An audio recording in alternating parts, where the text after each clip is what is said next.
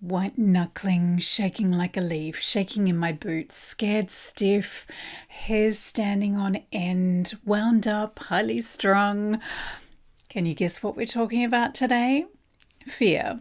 These are all beautiful descriptive terms for the way the body responds to the emotion of fear, or dread, or panic, terror, fright, worry, trepidation, anxiety. One of the most common presentations to every psychology practice, not to mention emergency department. And of course, fear, in its most strong presentation, panic or terror, lies at the very heart and centre of PTSD and CPTSD, which are my bread and butter. Most people get PTSD or its complex cousin, CPTSD, from a time or times when they have literally been scared out of their wits, when fear has been too much to cope with and their brains have momentarily gone a little bit offline and neglected to process that particular memory in the normal way. So those events get stuck in the trauma center of the brain and they keep activating the amygdala to keep on generating the fear long after the threat has passed. Fear is very adaptive. Of course we need it. We need it to keep ourselves safe. If we didn't have fear, we would do all sorts of crazy things. And we've needed fear since time began. And I would safely say that all animals experience fear and also have a similar fear response in the body. It is an instant, not premeditated, and instantaneous response to a life-threatening situation. And what our bodies do in that moment is to pump a whole lot of fear hormones around the body. So a lot of adrenaline, noradrenaline, cortisol, and these hormones help our bodies cope better with the situation. So they help us run faster and move away, and they help make our muscles move faster, they help our eyes see better, and they help our ears even adjust our hearing so that we can hear more danger signals. So we hear more high-pitched screaming or high-pitched noises that are like screaming, or low-pitched noises that are like, say, an avalanche rumbling or a lion growling, those sort of things. And we hear less of that middle section, which is more around the human voice. All of those hormones also stop our digestive system, so we don't produce saliva because that's unnecessary if you're running away, and we don't digest because that's unnecessary if you're having to run away. And even the hairs standing on end has a function. It makes us appear bigger, just like a cat does when they puff out their fur. So all of the physical sensations of fear have a very definite function, but of course they feel awful. Who wants to have palpitations and sweating and feel their muscles tense and feel their mouth dry up?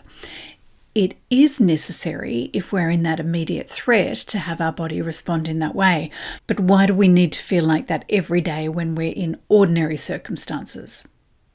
If we hadn't had trauma, we wouldn't. If we hadn't been exposed to very scary events, then in everyday life, we would just feel calm and relaxed and settled and easy.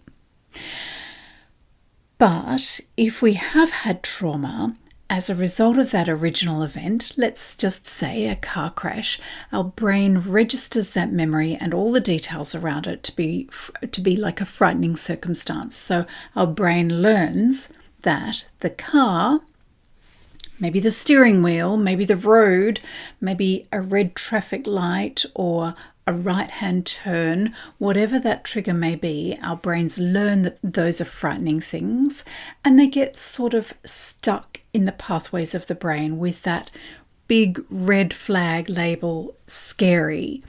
So then we respond immediately to those triggers. We don't have control over this.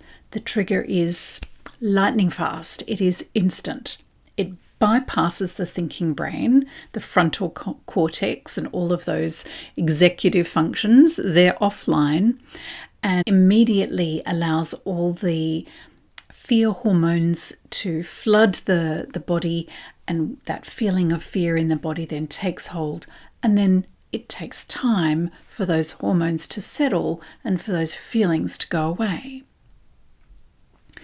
What we do in EMDR is effectively retrain the brain that those triggers, the traffic lights, the right-hand turns, whatever it might be, are not actually scary.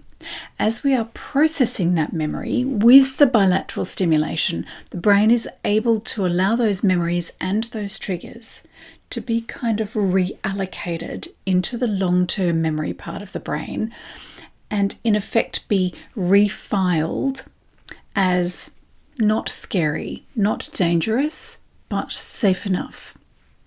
And then they don't need attention, just like reallocating non-urgent emails. We take that red flag off them and we allocate them from urgent to non-urgent, to standard, to everyday. So we take the red flag off the memory, and having done that, there is no amygdala response. We don't flood with adrenaline, and we can stay feeling safe and calm in our body. In this car crash example, we might process the event, all the details of the event, the outcome of the event, what happened afterwards, all the individual triggers, and once we have done that, the fear dissipates and resolves. And what about if we are fearful of fear itself? This is the classic panic attack sequence, actually. We become fearful of our bodies, fearful of our own brain's response to the event. How panic attacks usually start is usually because we feel afraid, we show all the symptoms of the fear, the shaking, the heart racing, the nausea, the dry mouth, feeling scared, and then that state makes things worse for us in some way. Maybe we get teased for looking scared, maybe we get beaten for freezing up. Maybe someone yells at us for being a wimp and not, helping out in the situation. So then we interpret that as our state of fear in our body being a dangerous thing because it contributed to being abused further in some way. So let me give you an example. So maybe a young person is just starting high school and they need to travel to go from their home to a new school. And they need to travel on the train and they've never done that before. So maybe they've experienced some difficult family situations in the past and they might already have a belief that the world isn't safe. Maybe already when they go outside, it's a little bit of like, anxious about that perhaps. So maybe on the train, they're a little bit more anxious because they don't know where to get off. And they might be with their friends or a group of new friends who they don't know very well. And these friends have all done this before. So when this young person shows some anxiety, oh no, I don't know where to get off. Where is my stop? I'm going to miss my stop. All their friends laugh at them. And then they learn that the anxiety they had and expressing that anxiety is not acceptable. That if they show anxiety, they'll be publicly humiliated and shamed in front of the group. So the next time they get on a train, they still feel anxious, maybe more anxious. And then when they notice the anxiety showing up in their body, they notice the fear, they notice the heart going faster or the breathing a little bit shallow or the dry mouth, then they get more afraid because these symptoms in their body are a signal that they are not safe, that they've previously been laughed at. And then they become afraid of their own fear, thinking, last time I was in this situation, things got very bad, very humiliating. And all of this snowballs and they can't express it because of the fear of humiliation. And they try and keep it under wraps. And finally it gets so big that they start hyperventilating. They're stuck on the train. They can't get off. They're in front of their friends, they're in the public eye, they start crying and gasping for breath, and they have a full-blown panic attack. Awful to experience. A panic attack can feel like you are dying. It's really overwhelming.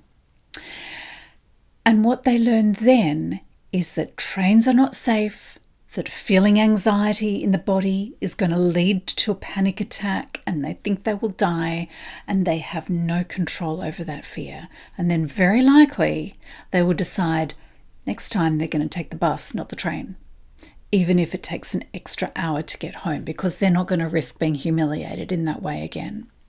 And they want to avoid that feeling of fear and the possibility of the fear taking over and escalating into a panic attack. And then you get some avoidance of going on the train, and it stays this big, hard, scary thing, and there's no opportunity to get disconfirming experiences, and train travel might then always be a source of great anxiety and frequent panic attacks. So what can we do about it? EMDR treatment for anxiety for panic attacks is actually very simple. We look at the underlying reasons for not feeling safe, looking for perhaps difficult early experiences. Then we look for how the anxiety turned into panic attacks. Maybe that first experience of panic or the first panic attack. And we process those experiences. We look for some of the bad times that they had a panic attack, maybe the worst ones. We process those. We look for some of the triggers for the panic attacks, the train, or maybe the right-hand turn in the car, whatever it may be, the look of the car door, whatever it may be. And we may need to process those. So we process the external triggers, and we might need to process the internal triggers. So we might need to process that trigger that is the heart beating really fast, or the dry mouth, or the feeling of shakiness. The sweaty palms maybe. So we might need to process those triggers so that there is no longer the fear of one's own body. We might process some future fears and help the client feel stronger and more capable in life generally, and less afraid of what's going to happen in the future. Simple, right? Well, like most answers, nothing is entirely simple. Nothing is black and white. Depending on the amount of trauma that a person has experienced, it may take a little bit longer or maybe a little bit shorter than other people.